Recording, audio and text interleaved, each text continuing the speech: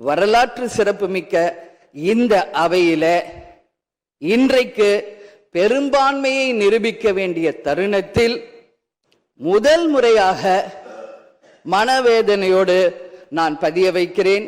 இங்கு குதிரை பேரம் நடந்ததாக இன்றைக்கு எதிர்கட்சிகள் அத்தனை பேருமே அதை சொல்லும் பொழுது, இதுவரை தமிழக அரசியல் வரலாற்றில் நடக்காத ஒரு விஷயம், அதுவும் இந்த வரலாற்று சிறப்பு மிக்க இந்த அவையிலே இந்த முக்கியமான நாளில் அதை பற்றி பேச வேண்டிய ஒரு நிலையை ஏற்பட்டதற்காக உண்மையில் நான் மனம் வேதனை அடைகிறேன்.